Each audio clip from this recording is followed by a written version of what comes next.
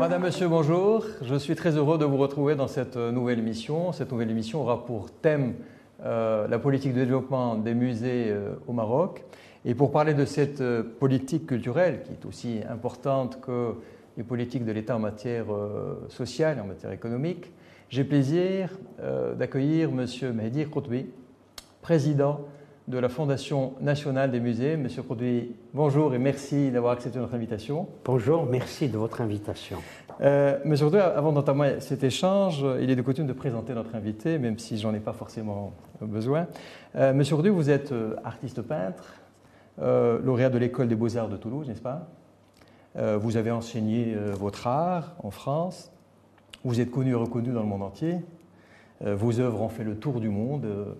Ils le font encore. Et il est bien connu que vous venez d'une famille modeste, parce que vous le dites à chaque fois dans vos interviews. Et vous avez travaillé dur pour arriver là où vous êtes aujourd'hui. Vous êtes, comment dire, l'illustration parfaite de l'ascenseur social.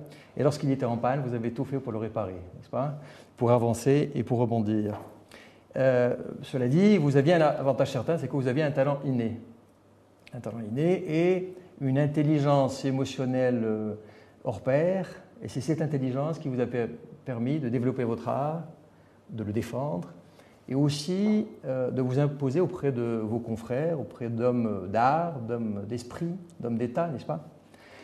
Et votre vie est d'une telle richesse, hein, j'ai cru comprendre qu'elle sera portée à l'écran bientôt.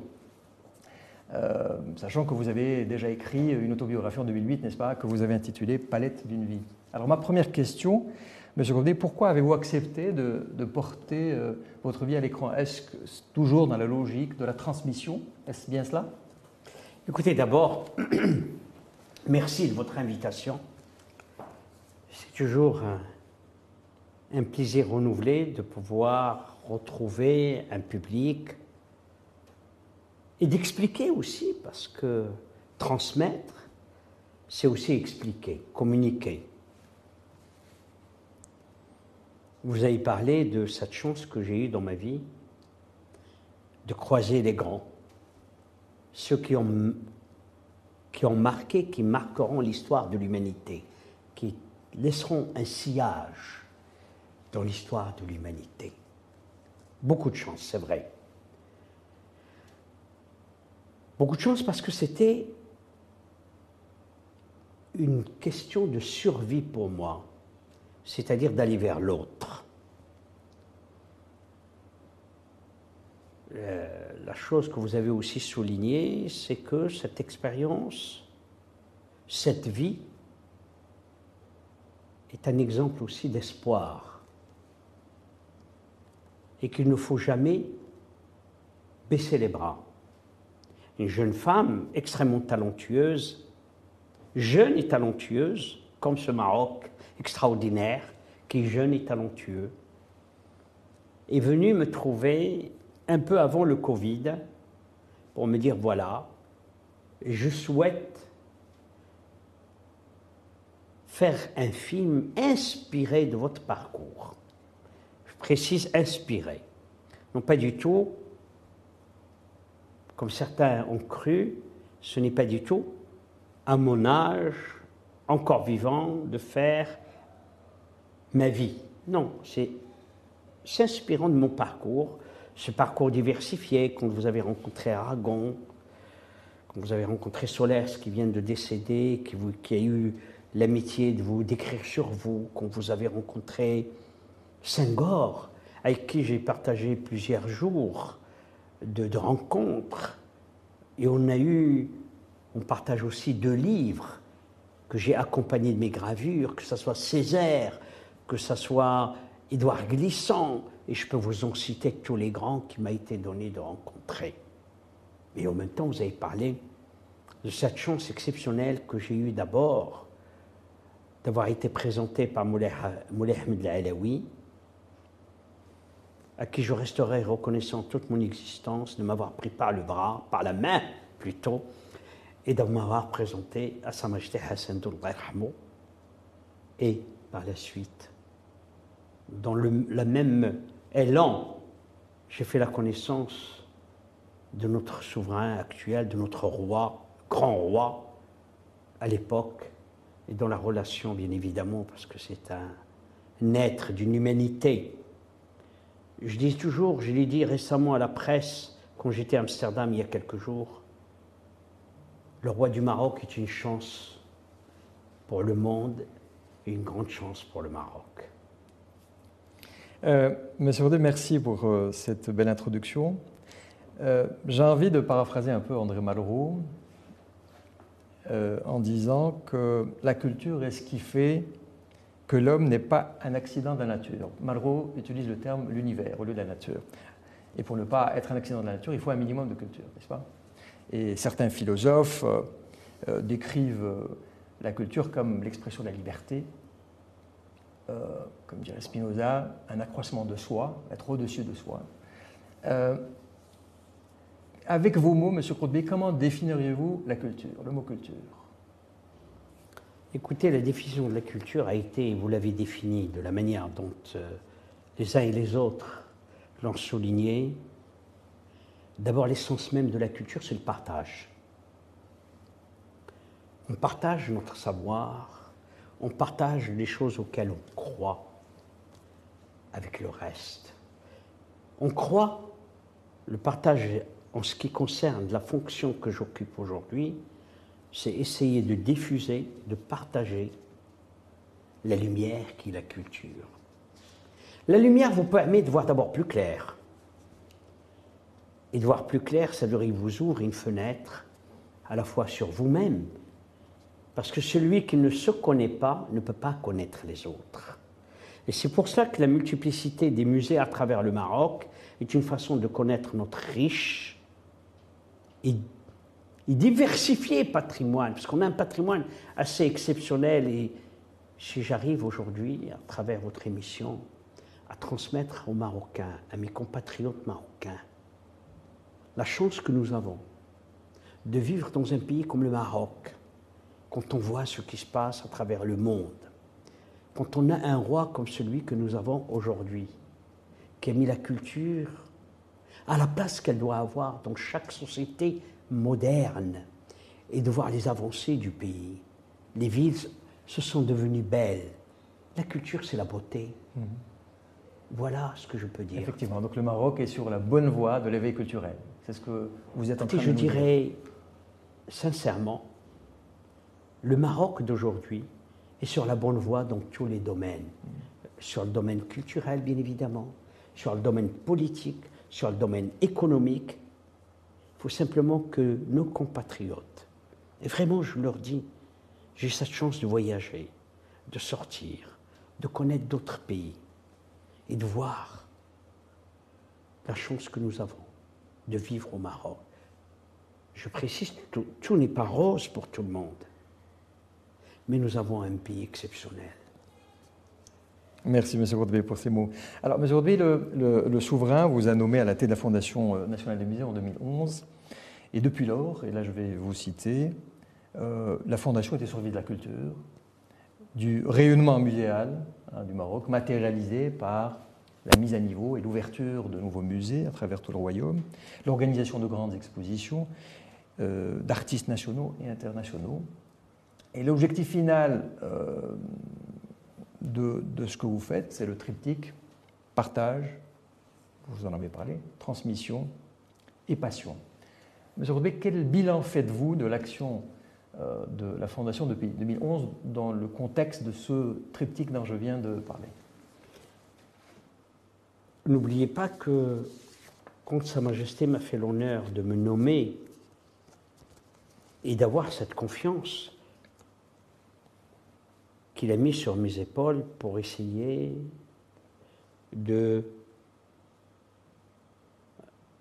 mettre la culture au niveau où il doit être, cette culture, et donner la possibilité aux artistes marocains et étrangers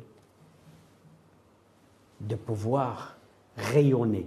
Rayonner d'abord chez nous, mais rayonner aussi à l'étranger, parce qu'il ne faut pas oublier que la Fondation nationale des musées a organisé des expositions.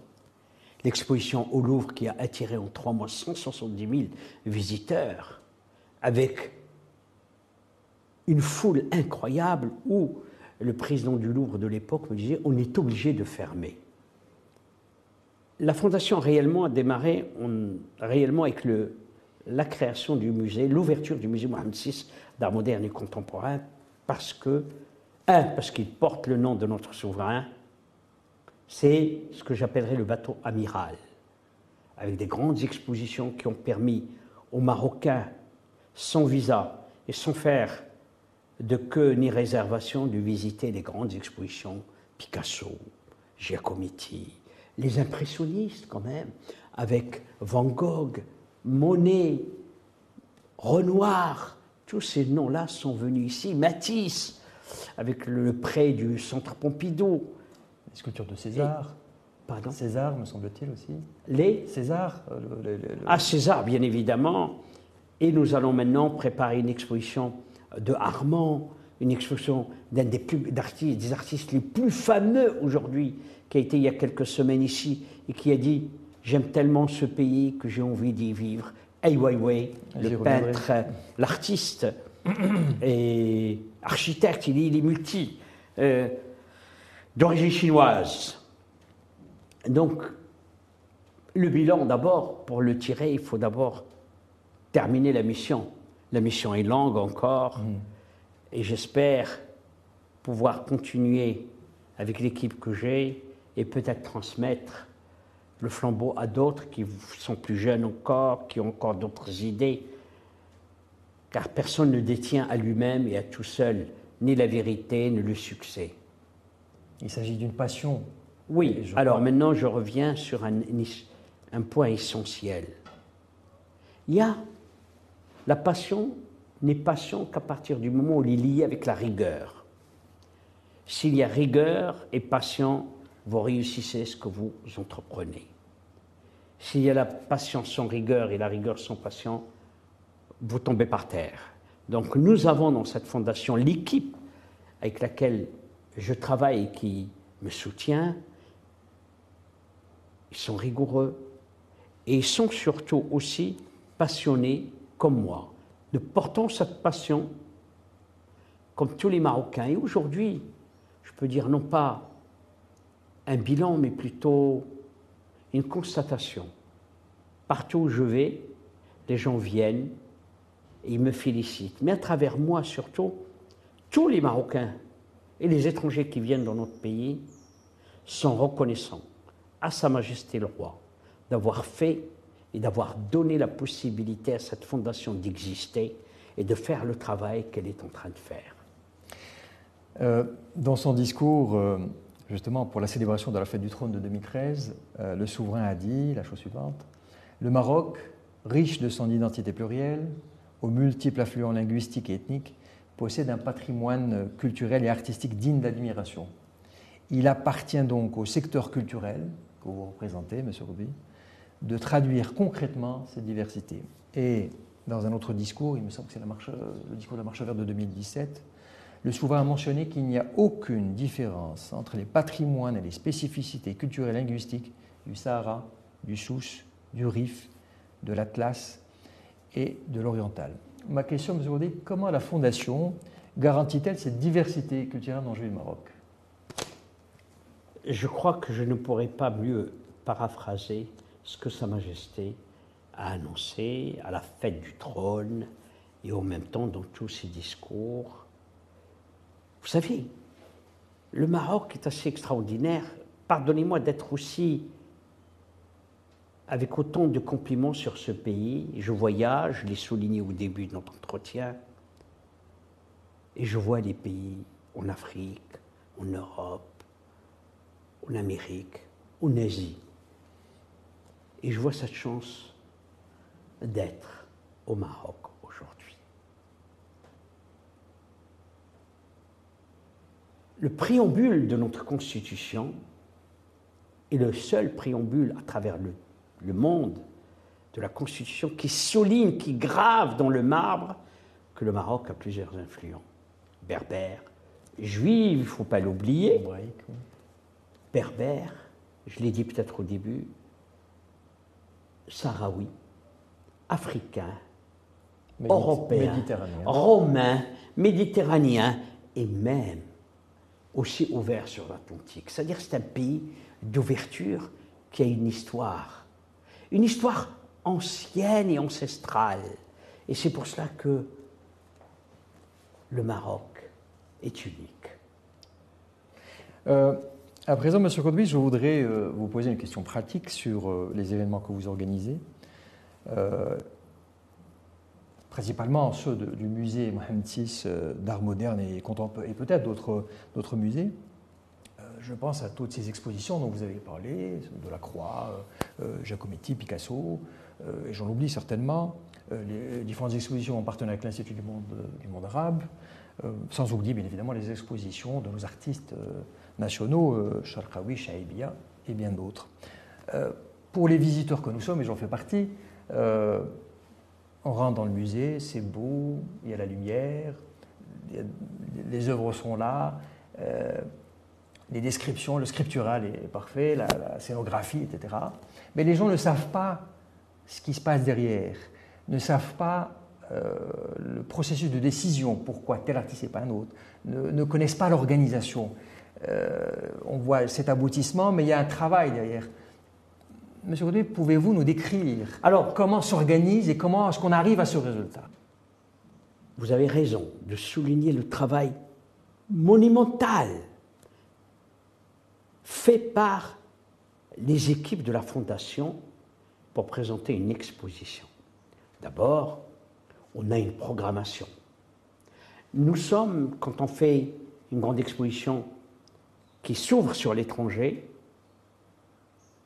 nous sommes surtout vigilants d'aussi présenter l'exposition de notre patrimoine moderne et contemporain. Vous avez souligné que nous avions fait l'exposition de Charkaoui, alors que 50 ans après sa mort, jamais une grande exposition personnelle n'a été faite de Charkaoui. Nous avons fait Gharbaoui, nous avons fait une exposition avec les 3 femmes dans Chaibia, nous avons fait une exposition de Hassan Glaoui. C'est-à-dire que nous célébrons constamment nos artistes, car ce musée aussi est fait pour eux.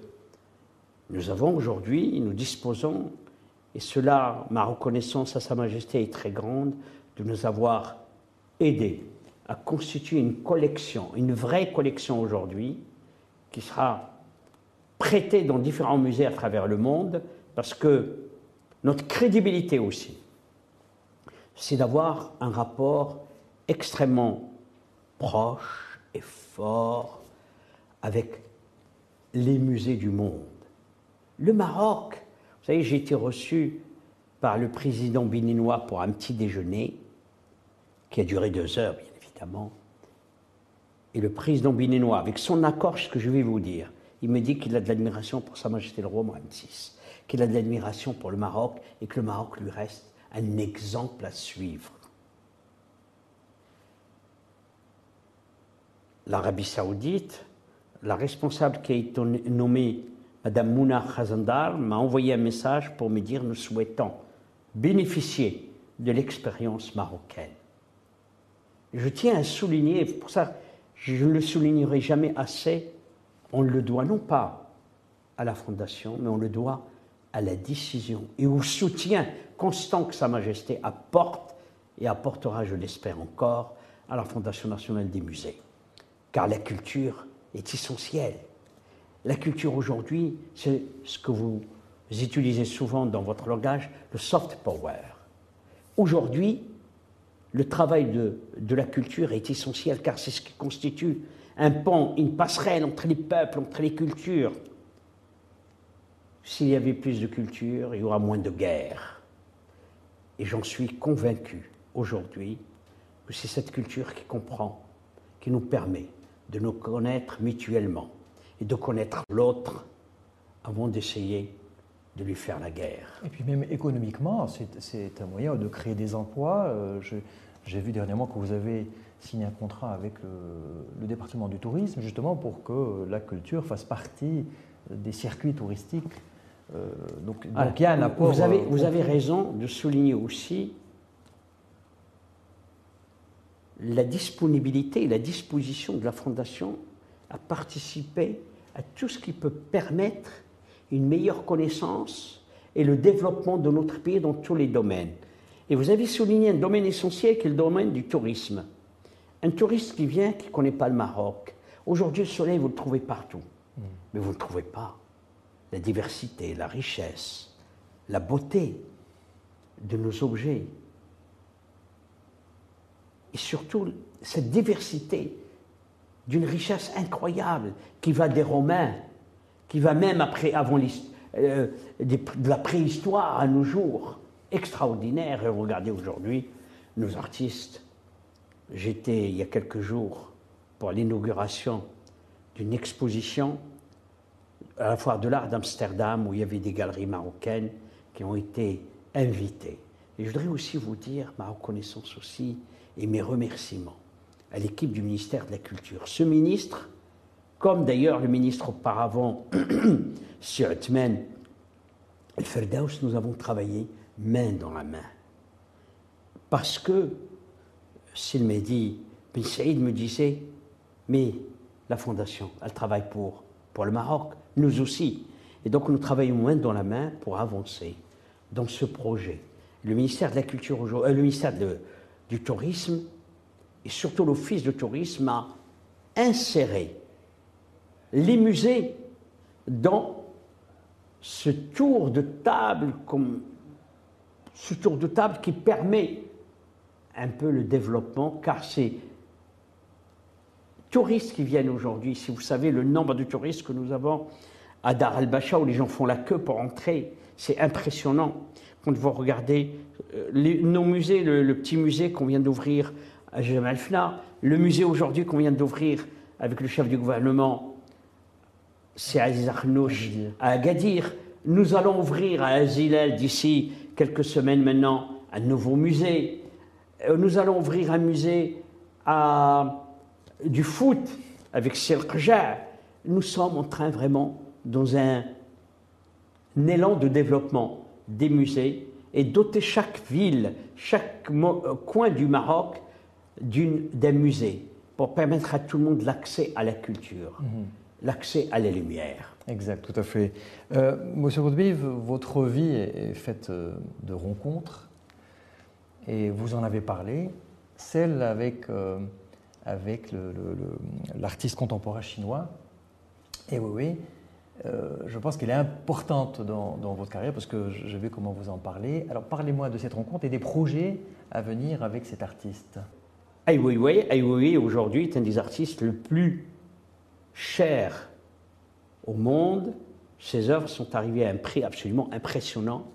Et aujourd'hui, avec Jeff Koons, sont les plus chers au monde. Je l'ai connu à travers Vito Schnabel. Et Vito Schnabel avait fait une exposition de Ai Weiwei en Suisse. Et je lui ai dit, mais écoute Vito, il faut absolument, je suis très intéressé par faire connaître Ai Weiwei au Maroc. J'ai bien évidemment obtenu, parce que je ne voulais pas, car quand on fait un travail à la fois ce qu'on appelle la diplomatie culturelle, il faut aussi comprendre que cette diplomatie culturelle doit tenir aussi des soucis de la diplomatie marocaine tout court. Donc j'ai appelé le ministère des Affaires étrangères pour savoir est-ce que la présence d'Ai Weiwei peut poser problème. On m'a dit que ça ne pose aucun problème parce qu'ils ont vérifié cela avec le ministère des Affaires étrangères, plutôt avec l'ambassade chinoise ici à Rabat, qui ont dit qu'il n'y a aucun souci à partir du moment où il ne faut pas de déclaration. C'est ce qu'on lui a demandé, il a accepté, il est venu. Il a tellement aimé le Maroc qu'il a dit « j'aimerais vivre dans ce pays ». Vous me posez une question qui va répondre à la question précédente qui est celle « comment les choses se construisent ». Tout se construit par des rapports et des contacts humains. Cette chance qui m'a été donnée de rencontrer des gens extraordinaires m'a donné la chance de rencontrer, depuis des années maintenant, à la fois des écrivains, mais aussi des hommes de culture et des responsables de culture. Jack Lang est un ami qui aime profondément notre pays et qui a soutenu, dès le début, je l'ai rencontré, il a soutenu la Fondation nationale des musées. Il a été, bien évidemment, comme vous le savez, un des ministres qui restera dans l'histoire par cette imagination débordante dont il dispose, parce qu'il est nourri constamment par des idées des autres, qui les prend et puis qui les transforme pour que ce soit un projet de qualité qui est repris par le monde entier. Regardez la fête de la musique, Exact. regardez les journées du patrimoine, tout cela c'est Jack Lang. Ben Jack Lang, que j'ai eu, on s'appelle de temps en temps, il m'a appelé hier pour avoir simplement de mes nouvelles. Et il me dit, mais c'est incroyable ce que le Maroc aujourd'hui est en train de faire sur le plan des expositions. Donc, prenons l'exemple de Lang. On parlait avec Jack Lang il y a 3 ans. Il me dit, nous avons une collection énorme de chefs-d'œuvre de la peinture arabe. Et dans l'échange, je lui dis, mais ça serait formidable de faire un choix et de présenter la vivacité de cette peinture arabe aussi au Maroc. Et voilà comment l'idée est partie. Et 3 ans après, on l'a concrétisé avec des peintres marocains, bien évidemment. Il y a Belkaya, il y a Melihi, il y a Chaibia, il y a Talal, il y a tous ces artistes qui ont fait et qui ont construit l'histoire de ce pays et qu'on est en train aujourd'hui de les mettre en avant pour que les Marocains et les étrangers qui viennent visiter notre pays connaissent aussi ce patrimoine moderne et contemporain. Bien, M. Bourdouis. Alors, je voulais juste vous poser une question par rapport à la diversification des musées. Comme tout le monde le sait, il y a les musées d'art, il y a les musées d'art décoratif, les musées d'histoire, les musées archéologiques, les musées ethnologiques, ethnologie, et aussi, pour rester un peu dans la modernité, les musées immersifs. Je voulais savoir si la Fondation était dans cette logique-là de diversification de types de musées pour ne pas rester uniquement dans un seul, surtout par rapport aux musées immersifs. Alors, vous avez raison, parce que quand c'est très drôle ce que vous avez dit, j'avais le même souci que la question que vous vous êtes posée. Quand je suis arrivé à la tête de la Fondation, une chose m'avait frappé. On trouvait musées ethnographiques partout. Au musée archéologique, que ces 2 noms. J'ai pris comme une ligne conductrice qui est celle d'abord de faire en sorte que les musées du Maroc soient complémentaires. C'est la raison pour laquelle le musée, quand je suis arrivé, qui s'appelait le musée de l'archéologie, ce beau musée, magnifique musée, j'ai immédiatement changé de nom, mettant musée de l'histoire des civilisations. Le musée de Tanger, qui s'appelait musée archéologique de Tanger, je lui ai donné le nom du musée des cultures méditerranéennes, puisqu'on retrouve dans ce musée une diversité méditerranéenne, même la Grèce était là. Quelqu'un, certainement, d'un des voyages a apporté dans de ces périples des objets. Et aujourd'hui, on a aussi le musée de Dar Niyaba, premier siège du ministère des Affaires étrangères marocain, premier siège du consulat de France au Maroc. Et en même temps, ce lieu avait reçu Delacroix, avait reçu Matisse. Nous avons fait un musée. Et un musée, c'est pour ça que c'est essentiel que vous puissiez connaître et que les Marocains connaissent la diversité que nous avons dans les musées.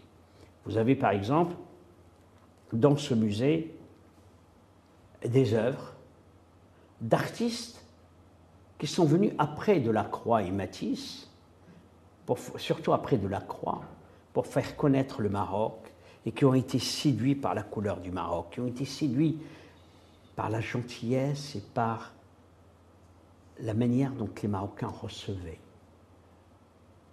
par la musique marocaine. Delacroix a été extrêmement passionné.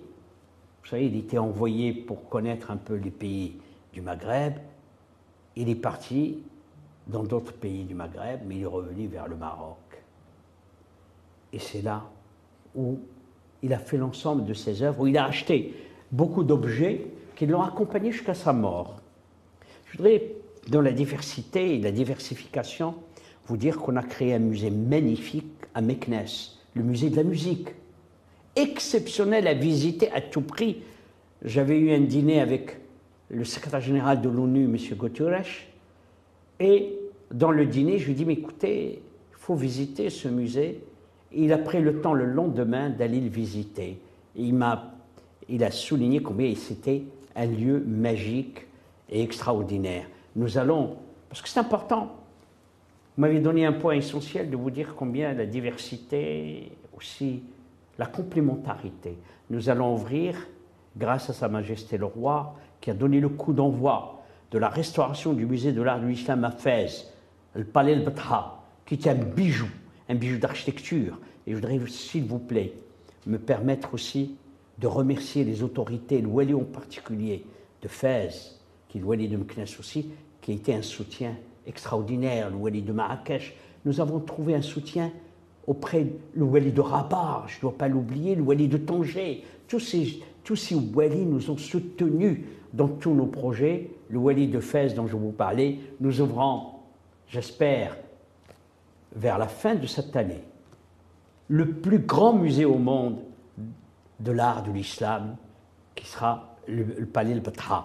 Nous ouvrirons parallèlement, et ça c'est un message fort, envoyé par Sa Majesté le Roi au monde, de paix et d'amour, la construction du musée de la mémoire juive du Maroc, à quelques mètres, quelques centaines de mètres du musée de l'art de l'islam, vous avez le musée de l'art du judaïsme.